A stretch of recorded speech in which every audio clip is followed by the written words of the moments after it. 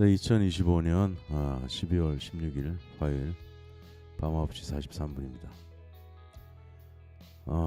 저는 이제 큐에스트고요. 또 별명은 또 농심 아저씨라는 별명이 있죠. 거의 한 3개월 정도 라이브를 이제 쉬었다가 오랜만에 이제 또 시작하게 됐는데, 예전처럼 이제 매일 하는 건 좀 어려울 것 같고, 그건 몸에 너무 무리가 가더라고요.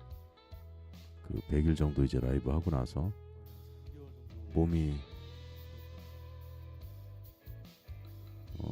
잠시만요.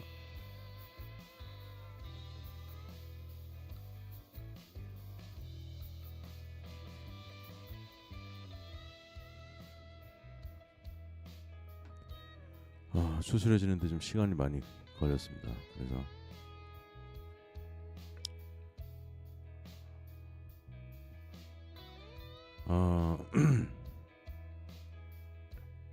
제가 지금 잠깐 당황한 거는, 제 목소리가 들리면 안 되는데 어디선가 제 목소리가 잠깐 들려가지고 뭐지 해서 지금 체크를 했습니다. 일단 11사단님 반가.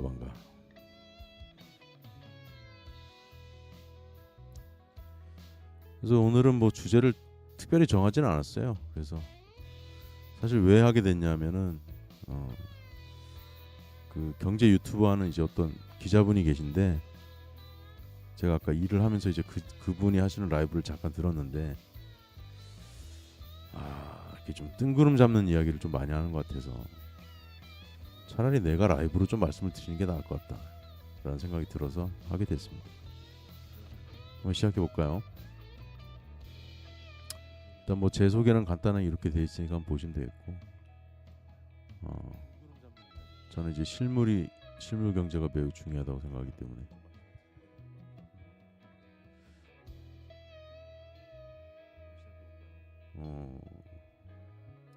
근데 목소리가 어디서 자꾸 이렇게 들리지? 들리면 안 되는데 목소리가. 잠시만요. 이 뭐야? 이게 열려 있으면 안 되지. 찾았습니다. 왜 목소리가 들렸는 줄 알았네. 여기에 대한 라이브 방송이 틀어졌지? 어, 어, 원인 알았으니까 이제 당황하지 않고 하겠습니다. 오랜만에 하니까. 오랜만에 하면 그래요. 음,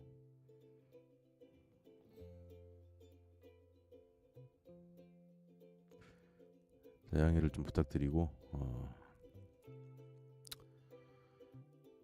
최근에 이제 저도 사실 다 봤는데, 이게 10부작인가 그랬죠? 그 서울 자가의 대기업 다니는 김 부장 이야기 이렇게 돼 있는데, 많은 분들이 이제 이 드라마를 보시면서 내 이야기 같다 이렇게 말씀하시는 분들이 많이 있었어요. 근데 저도 이제 한때 신부장이었기 때문에 원래는 좀 짠할 것 같아서 안 보려고 하다가, 제 이제 자문 변호사가 있는데, 자문 변호사님이 좀 짠하시긴 할 것 같은데 한번 그래도 보시는 게 좋을 것 같다 그래가지고 보게 됐어요. 근데 제 이야기랑 이제 공통적인 게 몇 가지 나오죠. 이제 홀인원 했던 얘기가 있고, 지방으로 이제 좌천됐던 얘기가 있고, 뭐 이래가지고 저는 어떻게 보면 이제 그 누구보다 좀 비슷한, 그리고 이 양반이 극 중에서 영업 2팀인가로 나오지 않았어요? 전 영업 2팀장 했던 적도 있거든. 하여튼 뭐 그런 여러 가지 것들이 좀 비슷한 것들이 많아가지고, 그리고 또 이제 실제 회사에 대해서 상당히 그 연구를 많이 하신 작가님이 쓰신 것 같다 싶어서 누가 썼나 찾아봤더니, 그 송이구 작가라고 안경 끼고 좀 귀엽게 생긴 친구가 있잖아요. 그분이 쓰셨는데, 자기 선배님들을 꾸준하게 관찰하고 소설을 썼다고 하시더라고요. 제가 이제 어느 유튜브에 나와서 그 작가가 이렇게 풀어내는 이야기를 들었는데, 그래도 상당히 리얼리티, 현실하고 좀 비슷하게 좀 이렇게 소설을 잘 쓰신 것 같아요. 근데 조금 아쉬웠던 거는 마지막에 이제 김 부장이 나와가지고 이거 얘기해도 되나? 스포가 돼서 하여튼 뭐 이렇게 일을 하게 되는데, 좀 안타까운 부분은 김 부장이 이제 제가 봤을 때는 SK텔레콤을 모델로 쓴 것 같아요. 직장은 ACT라고 나오잖아. ACT. 근데 그 통신사 다니는 분들께 조금 죄송한 얘기가 될 수도 있는데 그 여기 나오는 김 부장이 이제 현실 속에서 실물 경제에 대한 좀 공부는 많이 부족하지 않았나. 그 부분이 조금 아쉬웠어요.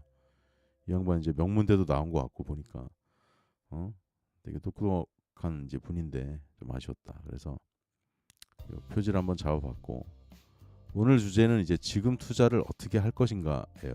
그래서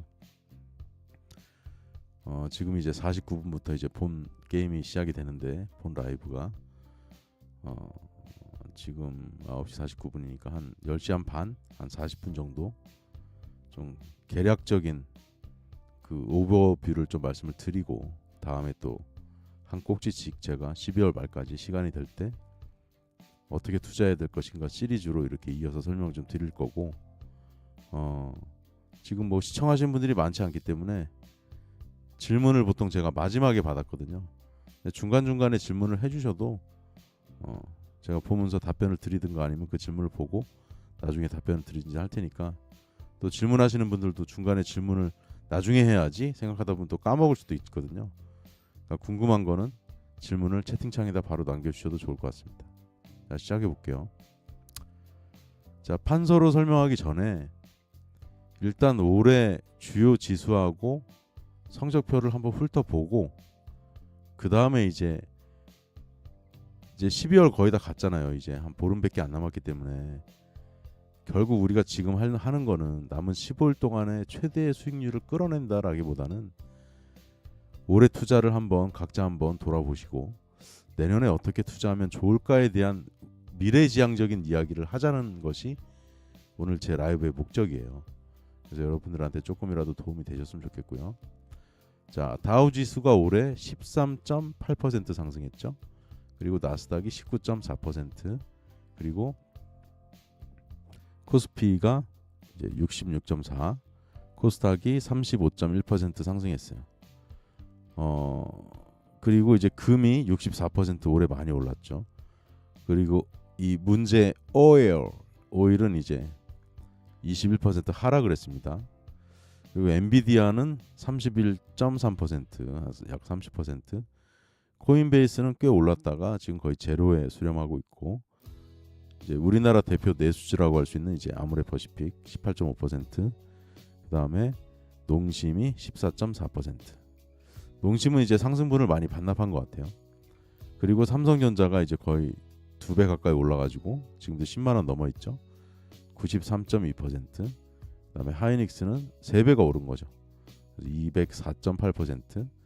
그다음에 이더리움이 마이너스 한 11%, 비트코인이 한 7.3% 이렇게 돼 있습니다. 그러면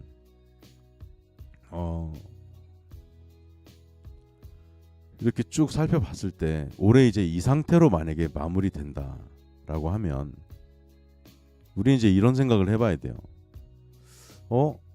올해 오일이 별로 안 좋았네. 그럼 내년엔 오일이 좀 상승할 가능성이 있지 않을까? 이런 생각도 해볼 수 있고, 그 다음에 이더리움하고 비트코인이 올해는 최종적으로 이 상태로 마무리 짓는다면 암호화폐 쪽은 올해 좀 재미가 없었겠네. 결론적으로는 그렇죠. 그러면 올해 올 한 해 동안 조정을 나름 또 받고 했으니까 호재들이 많았음에도 불구하고 사실 이제 어떻게 보면 암호화폐 쪽은 24년도에 많이 올랐기 때문에 25년도에는 좀 오르다가 조정을 좀 받고 내년에 움츠렸다가 탄력받고 상승할 가능성이 높아지지 않았나 이렇게 또 볼 수도 있겠어요. 그리고 우리가 이제 봐야 될 관전 포인트는 코스피, 일단 저는 코스닥 얘기는 별로 하고 싶지 않고 국내는 이제 코스피만 얘기한다면 코스피 지수가 66%나 상승을 했는데 전 세계 증시 중에 가장 많이 상승을 했는데 내년에도 이 상승세를 이어나갈 수 있을까?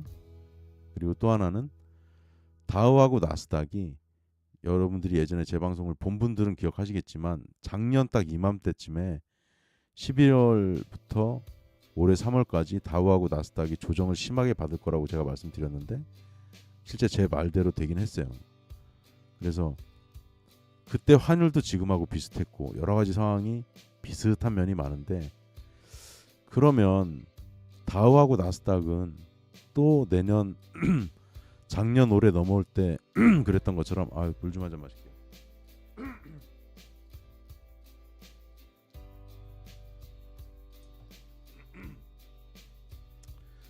다우하고 이제 나스닥이 작년에 11, 12월에서 올해 1, 2, 3월 넘어올 때 폭락했던 것처럼, 그때 테슬라 같은 경우는 거의 60% 폭락했으니까.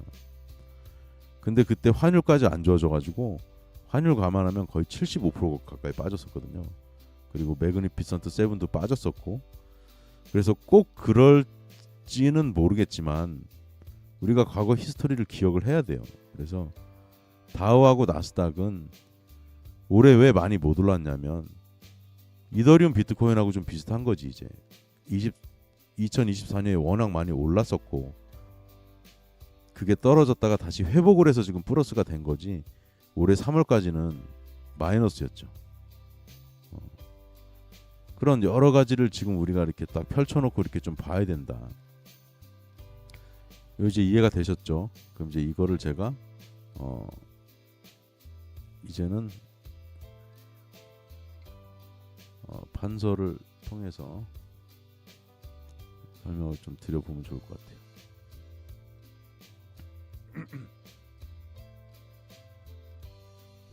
아이고.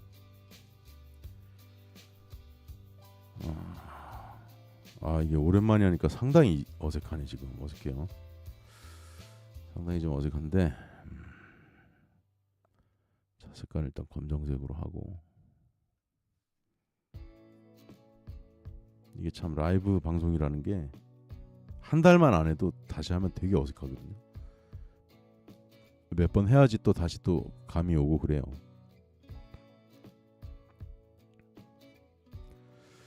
자, 일단은 이런 얘기를 저는 하고 싶은 거지 이제. 자, 전체 거시경제 지표를 이야기하고 그 다음에 이제 미시경제 쪽으로 이야기를 할 거냐. 이게 일반적인 사실 방식이거든요. 근데 이 이야기는 제가 하지 않을게요. 왜냐하면 저 말고 이야기를 풀어주는 사람들은 유튜브에 많이 있어요.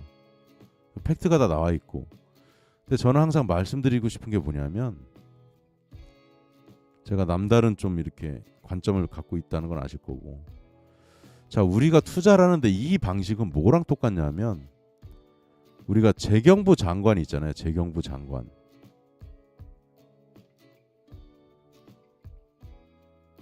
오늘은 이게 왜 이렇게 번쩍번쩍하지 이게? 얘가 재경부 정관이 아니고 장관. 왜 정관이라고 썼을까?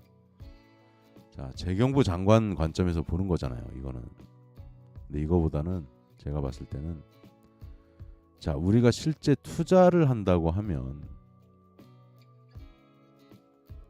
결국은 우리가 어떤 종목에 투자하는 거거든요. 그럼 이제 여러분들한테 저는 이렇게 거꾸로 미시적인 접근으로 말씀드리는 거예요. 자, 그렇다면 여러분들이 지금 하셔야 될 일은 25년도에 내가 투자한 이제 종목이 있을 거고, 그게 분류가 이제 주식이 있고, 이게 또 국내가 있고 미국이 있고, 그다음에 이제 소위 말하는 이제 코인 투자라는 게 있고, 제가 코인이라고 표현한 거 싫어하는데 암호화폐라면 길으니까 이렇게 짧게 코인이라고 한 거예요. 자, 요게 이제 코인 투자가 또 있죠. 그럼 결국 우리가 투자할 수 있는 건 제가 항상 말씀드리지만 결국 국내 주식, 미국 주식, 그 다음에 크게 나누면 코인, 요 세 가지 정도 된단 말이에요. 전 채권은 얘기 안 할게요.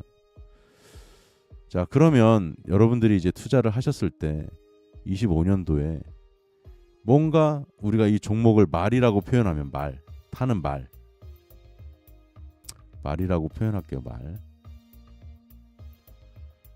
이제는 한자를 안 쓰니까 말맞자를 지금 쓸까 생각했는데 말맞자 어떻게 쓰는지 모르겠어.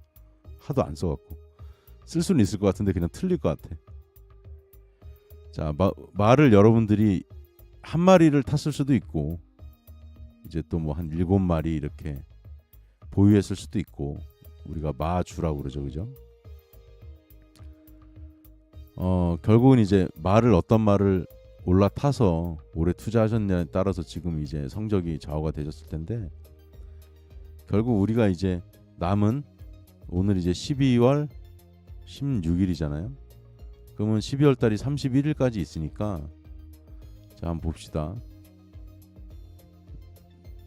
자 주식 투자로 보면은 하나 둘 셋 넷 다섯 여섯 일곱 여덟 아홉 거의 이제 한 9일인가 밖에 안 남았어요.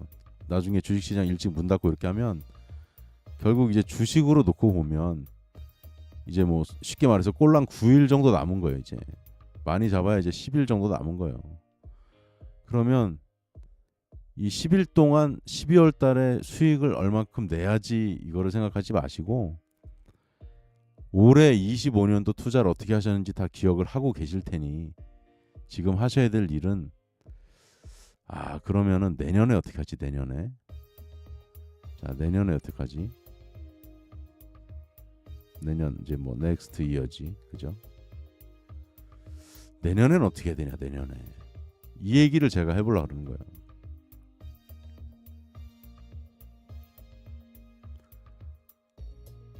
자, 이 말씀을 드리려면 이제 뭐가 나와야 되냐면 저는 지금 거꾸로 접근하고 있는 거잖아요. 어떤 종목을 여러분들이 투자할까 얘기를 이제 시작을 했고 우리 이제 재경부 장관이 아니니까 우리가 실제 투자를 해야지 이 종목에서 수익을 낼 수가 있단 말이에요. 근데 이걸 하려고 보면 자 국내 주식 같은 경우는 지금 상황이 어떻냐면요. 쉽게 얘기해서 삼성, 삼전, 그다음에 SK 하이닉스, 하이 뭐 대표적으로 이제 요게 1위 종목이고 2위 종목이잖아요. 얘네들은 많이 올랐고 얘네 말고 일부 대형주 얘네들은 많이 올랐단 말이야. 자 그럼 내년 시장의 관건은 뭐냐 하면 삼전, SK 하이닉스 그다음에 일부 대형주를 제외하고도 제가 봤을 때는 실적도 양호하고 매출이죠 실적은 그다음에 수익성도 양호하고 그런데 제가 관찰해 보니 주가가 거의 그대로인 종목도 있다. 그러니까 저는 이제 이런 점이 너무 이제 신기하더라고요. 신기하기도 하고 실적도 괜찮고 수익성도 양호하고 한 쉽게 얘기해서 한 3년에서 한 5년 정도 지켜봤을 때 최근 3에서 5년 동안 이거는 이제 꾸준하다는 거잖아요. 꾸준히. 근데 주가는 별로 오르지 못한 종목들이 꽤 많이 있었다. 그래서 삼성전자는 지금보다 이제 올라갈 확률이 꽤 높겠죠. 지금 한 10만 원 좀 넘으니까 얘는 더 오를 수 있는 가능성이 좀 높다 보고 하이닉스는 저는 올해 워낙 많이 또 힘을 썼기 때문에 내년에는 오르더라도 조금 제한적일 수 있다. 그래서 저는 이제 하이닉스는 투자할 때 여러분들이 잘 생각을 좀 하셔야 될 것 같다 말씀을 좀 드리고 싶고 근데 이제 보면 이 대형주들 때문에 지금 지수가 많이 올랐잖아요. 아까 지수는 많이 올랐다고 코스피가. 근데 이 주식에 있어서 약간 부익부, 빈익빈 현상이 좀 일어난 것 같아요. 그래서 내년에는 삼성하고 하이닉스가 이제 어느 정도 올라주면 그 코스피 지수도 오르겠지만 내년에 여러분들이 종목을 선택할 때 핵심 이거 좀 뻔한 얘기라고 또 하실 수도 있겠네. 이러면 결국은 저는 저평가 우량주를 찾아야 된다. 근데 어떤 조건? 자, 25년도에는 비인기 종목이었어. 비인기 종목.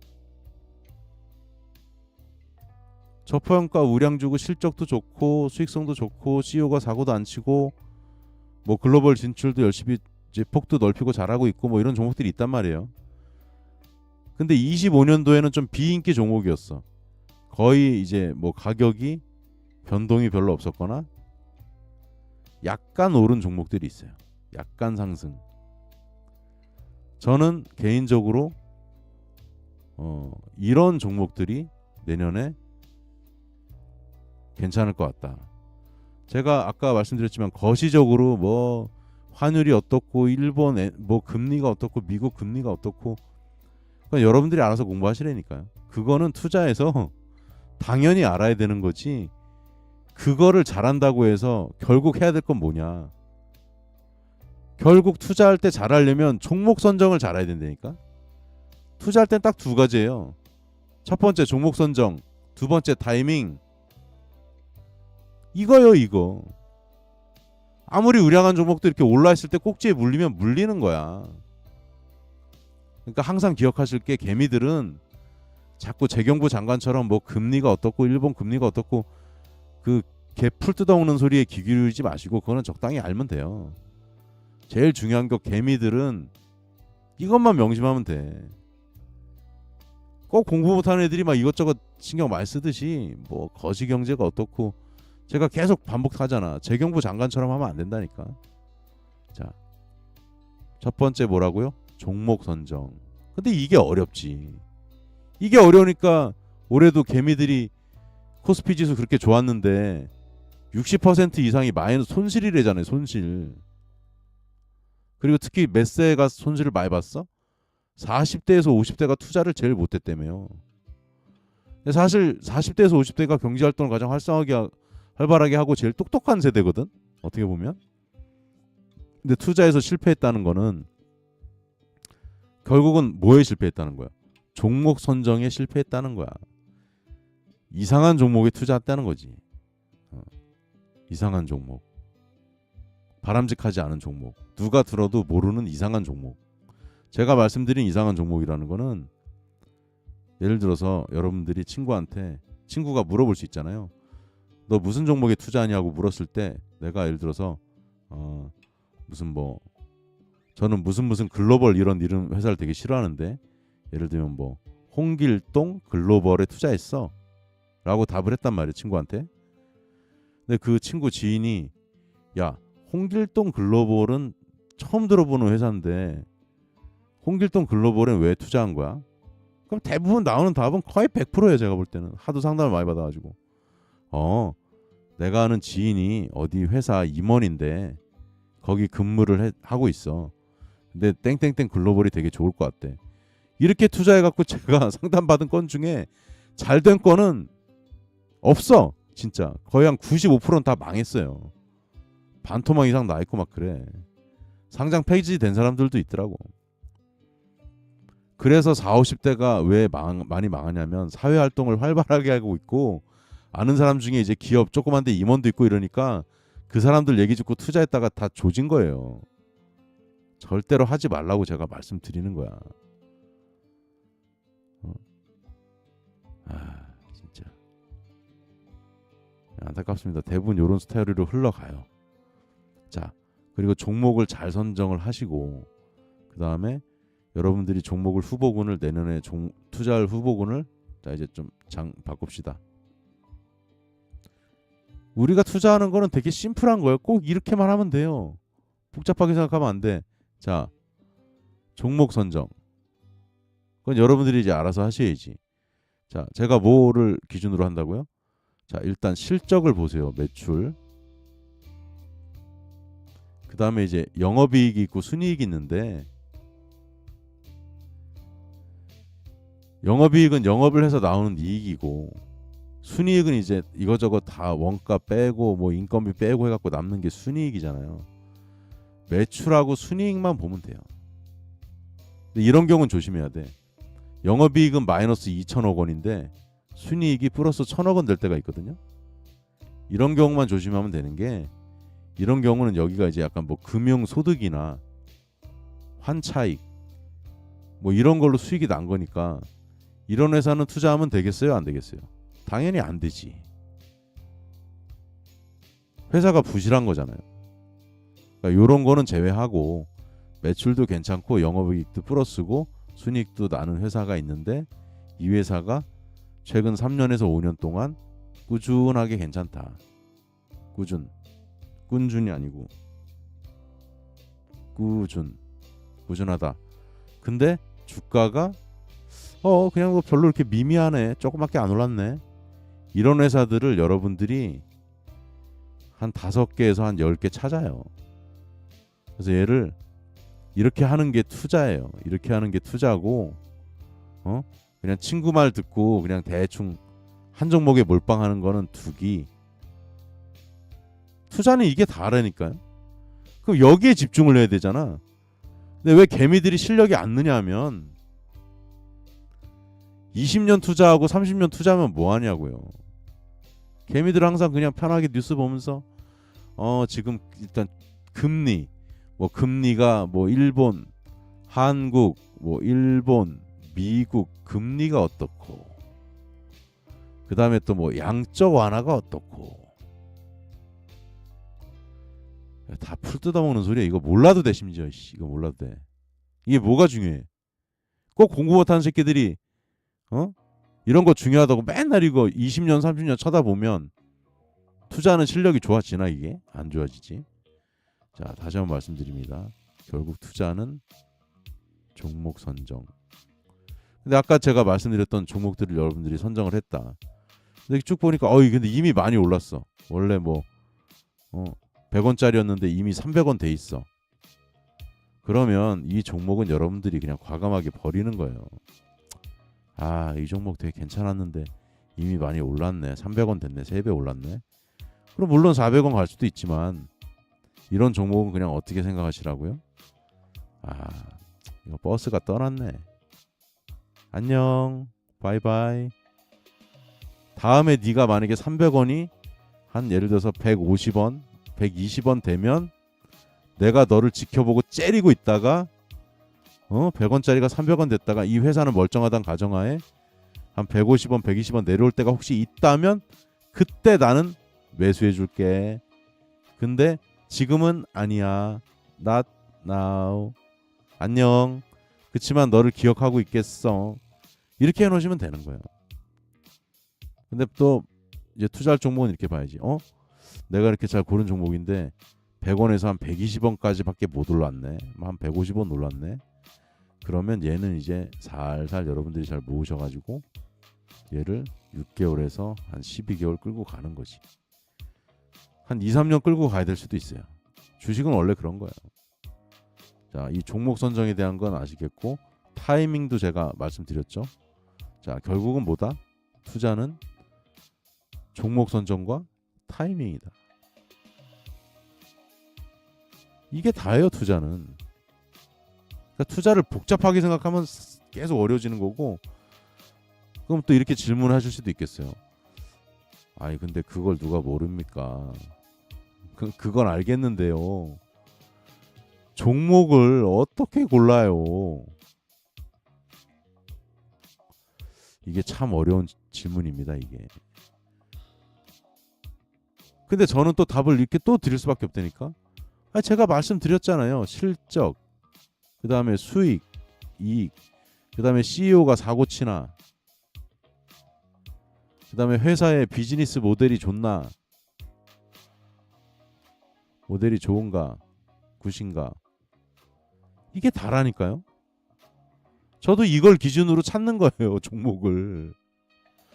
근데 다만 그걸 여러분들보다 훨씬 잘 찾아낼 뿐이지.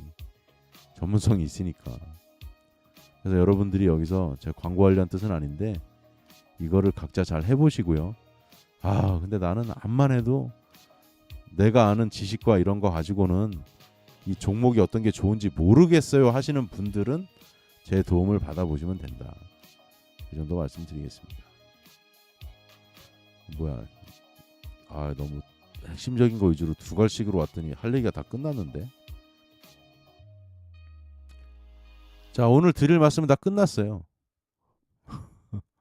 근데 이제 주의하실 점 말씀드리면 지금 환율이 이제 1470원 이렇잖아요. $1. 그러니까 미국 주식을 투자하실 때 주의점 말씀드릴게요. 꼭 하지 말라가 아니라. 자, 이제는요.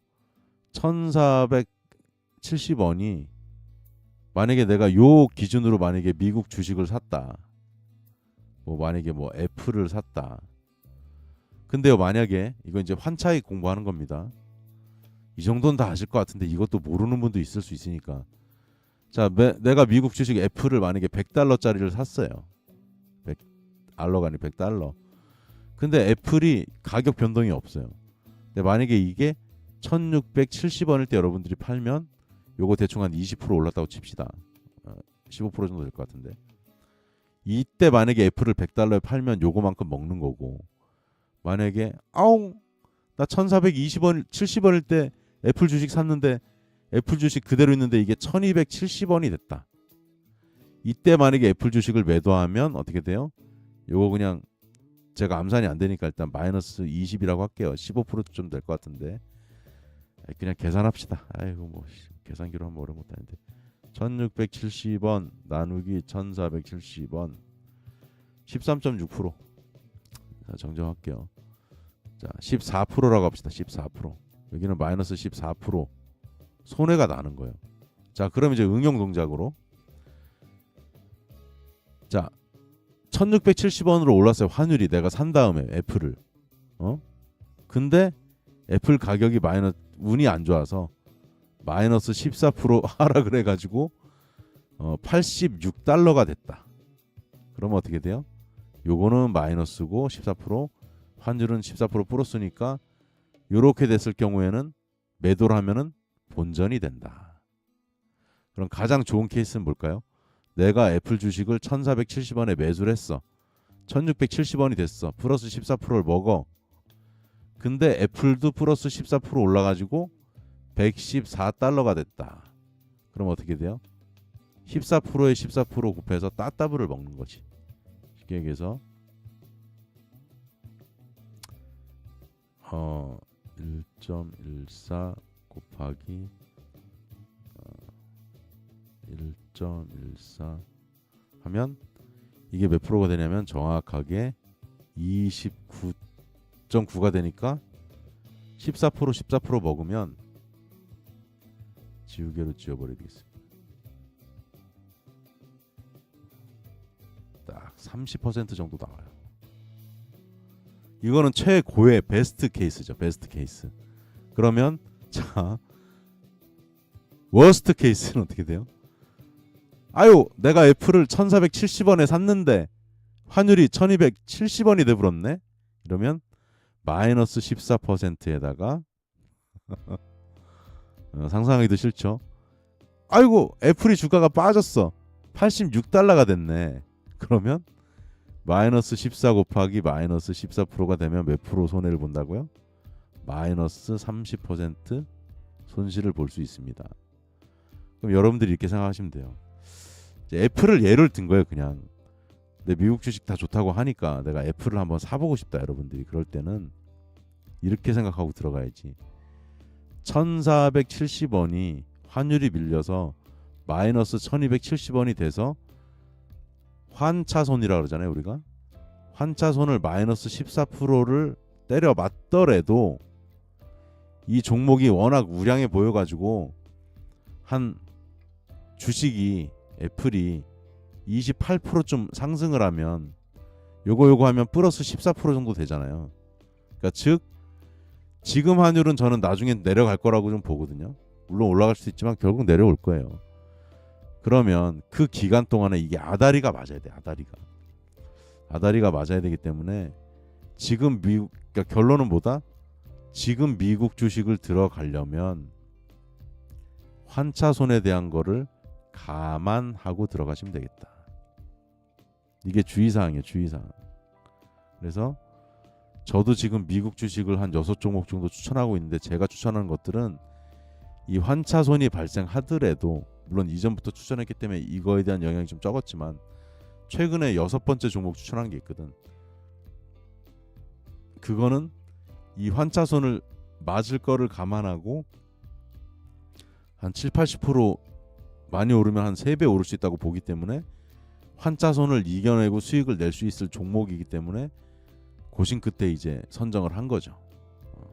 그냥 제가 뭐 대충 뭐 이렇게 선정하는 게 아니거든요. 엄청나게 고민하고 하기 때문에 지금 저는 이제 국내 주식은 15종목, 미국 주식은 6종목 추천하고 있는데 올해 빛을 본 종목도 있고 아직 빛을 못 본 종목도 있기 때문에 총 21개 종목이죠. 여러분들이 한번 활용을 해보셔도 나쁘지 않겠다. 이 정도 말씀드립니다. 그다음에 오늘 뭐 별로 말씀드릴 게 없는데 이거 말고는 이게 투자의 사실 기본이자 전부기 때문에 그 남들이 하는 것처럼 막 여러분들이 좋아할 만한 스타일로 설명을 드리는 걸 제가 방법을 모르는 게 아닌데 저는 그런 거는 제 체질에 안 맞기 때문에 안 하는 것뿐이에요. 거시경제 이런 거 갖고 한 PPT 한 30장 띄워가지고 설명하고 이렇게 할 수 있지. 그런 짓은 안 하고 싶다 이 말이고. 자, 질문 받겠습니다. 질문. 오늘 뭐 시청하시는 분들이 많지는 않으신데, 자, 이럴 때 이제 질문을 여러분들이 편하게 한 분이 여러 개 할 수도 있는 좋은 찬스죠. 질문 받는 동안 잠시 저는 물 한 잔 마시고 잠깐 대기하고 있겠습니다.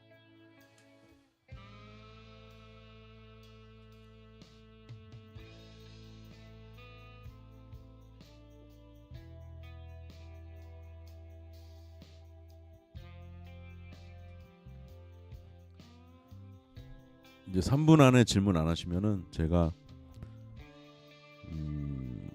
3,000%로 좀 빠지는 얘기 하나 정도 하고 마무리 짓도록 하겠습니다.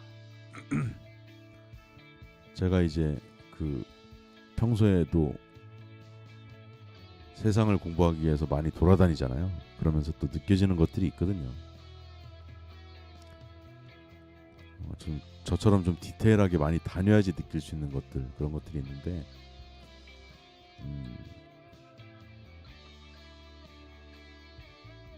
우리나라 경제가 왜 계속 이렇게 뭐라 그럴까, 지역이 점점 힘들어지고 뭐 이런 것들에 대한 이야기도 있고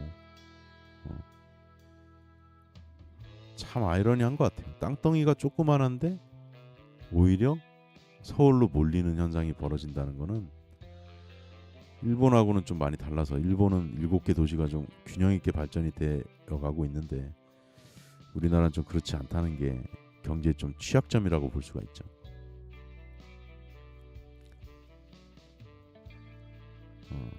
혹시 11사단님 뭐 평소에 댓글도 좋은 댓글 많이 달아주셔서 감사드리고 질문 좀 해주세요. 그러면 제가 친절하게 다른 사람보다도 더 특별 대우로 제가 잘 대답해 드릴 테니까.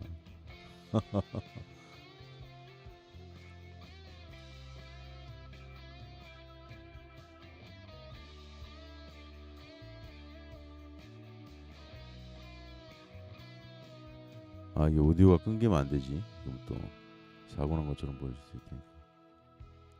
아, 김 부장 이야기 잠깐 하면서 제 질문 받을게요. 그럼 남은 10분은 김 부장 이야기 조금 하면서, 김 부장님이 뭐가 제가 볼 때 좀 아쉬웠냐면, 김 부장님 되게 똑똑한 사람이에요. 그 명문대 나오시고 제가 비꼬는 게 아니라 진짜로 말씀드리는 거예요. 근데 그 ACT를 다녔잖아. ACT 이게 이제 SK텔레콤이야. 보니까 모델로 한 것 같은데, 아무래도 저도 통신사에 근무하는 분들 아는 지인들이 있을 거 아니에요. 제가 잘 모르면 함부로 얘기 못하지.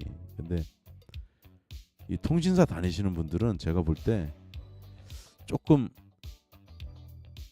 좀 뭐라 그럴까, 지금 스마트폰이라고 부르지만 하여튼 핸드폰이잖아요. 핸드폰 뭐 영업 이런 위주로 좀 이렇게 실물 경제를 바라보시다 보니까 실물 경제 좀 많이 약하신 것 같더라고. 제가 봤을 때는 상당히 약해. 약간 은행 다니는 사람보다 좀 나은 수준이지 좀 약한 것 같아. 이게 아무래도 폰을 주로 다루다 보니까. 근데 그 김 부장님이 여기저기 출장도 다니시고 이렇게 할 때 어쩔 수 없었지만 이렇게 그 쉽지는 않지. 이게 쉽지는 않았을 거야. 왜냐하면 대리점이라고 만나는 사람들도 핸드폰 파는 사람이고. 근데 제가 좀 아쉬웠던 거는 김 부장님이 좀 힘드셨겠지만 주말에 어차피 직장을 평생 다니는 게 아니니까 세상에 대한 공부를, 뭐 이럴 수도 있지. 피곤한데 어떻게 돌아다녀. 뭐 그럼 아무것도 못하죠. 주말에 세상에 대한 공부를 좀 꾸준히 하셨으면 퇴직하고 나와서 뭐를 할지 what to do 이렇게 했을 때 좀 할 수 있었을 텐데 그게 없다 보니까 극 중에서 이제 소설가 송이구 작가님은 송이구 작가님이 조금 나이가 좀 저보단 좀 어려요. 그러다 보니까 결론을 그렇게 좀 낸 것 같은데 제가 그 소설을 썼다면 조금 다르게 냈을 것 같거든. 근데 제가 스포가 될까봐 그 내용 얘기는 안 하는 거예요. 아직 안 보신 분들 계실 수 있으니까. 근데 그 김 부장님이 거기 나오는 직업을 선택한 게 있거든. 그거 말고 그래도 준비가 좀 되어 있었다면 뭐 직업에 귀천이 없긴 하지만 좀 더 나은 선택을 할 수 있지 않았을까? 근데 대부분의 직장인들이 그렇듯이 우리 김 부장님은 유승용 배우님이죠. 연기는 진짜 잘하셨어요. 왜냐하면 제가 대기업을 20년 넘게 다녔고 저도 신부장 생활을 했던 사람이고 하는 관점에서 봤을 때 야, 그 유승용 저 탤런트 저 아저씨는 저보다 나이도 좀 많거든. 야, 누구한테 코치를 받았는지 모르겠는데 직장을 진짜 다니는 사람이 연기하는 것처럼 너무 잘했어요. 이 유승용 아저씨가.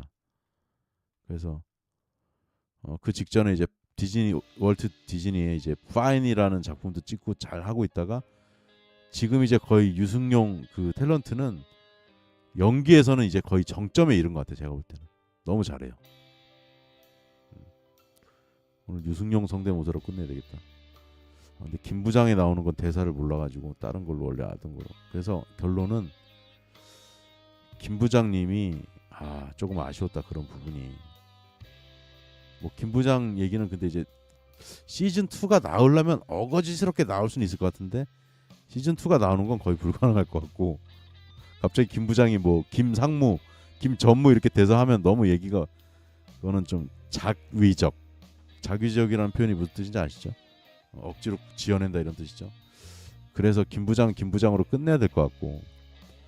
근데 사실 김 부장이 약간 이야기가 또 어디랑도 좀 비슷한 게 있냐면 옛날에 이성균 나왔던 나의 아저씨에도 거기는 좀 대기업은 아니긴 한데 어떤 기업의 모습들이 많이 나오긴 또 나왔어. 거기도 뭐 이런 게 있고 송이구 작가님도 나의 아저씨에서 약간은 또 이렇게 뭐라 그럴까 또 영감을 받은 분도 분명히 조금은 있을 것 같기도 하고 요것도 나름 기업에 대해서 잘 그렸기 때문에 하여튼 뭔 얘기하다 이렇게 됐냐.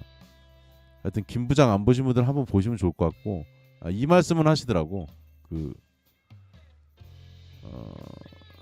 김 부장 얘기로 마무리 지으면 자, 김 부장이 있잖아요. 김 부장. 자, 시간 이렇게 딱 시간을 나눴을 때 있잖아요. 기업을 다닌 사람 중에 김 부장이 되기 이전의 사람들, 뭐 김 대리, 뭐 김 과장 뭐 이런 사람들, 아니면 뭐 김 사원, 그리고 현재의 김 부장이 있대요. 그리고 이제 그만두고 이제 퇴직한 김 부장, 이렇게 세 가지 시간을 나눠볼 수 있다는 얘기를 누가 하시더라고. 근데 저는 퇴직한 신부장 관점에서 이거를 다 보니까 이걸 이렇게 보는 거고, 현재 김 부장이 볼 때 엄청 짠할 것 같아요. 짠하다. 심지어는 어떤 분은 너무 짠할 것 같아서 못 본다는 분도 있더라고요. 너무 내 얘기라서 뭐 이렇게. 그 다음에 아직 김 부장이 되지 않은 김 대리, 김 사원, 김 과장 같은 분들은 아직은 이제 이렇게 너무 이거를 딱 자기의 체감에서 이렇게 너무 가까이는 못 느끼지만 그래도 앞으로 내 모습이 김 부장의 현재 모습이고 그 다음에 또 미래의 모습이 다가오겠지라는 관점으로 보신다는 얘기를 했는데 참 맞는 말인 것 같고 그 말이 좀 와닿았던 것 같습니다. 그래서 이렇게 제가 질문 안 하시는데 한 3, 4분 떠들었음에도 불구하고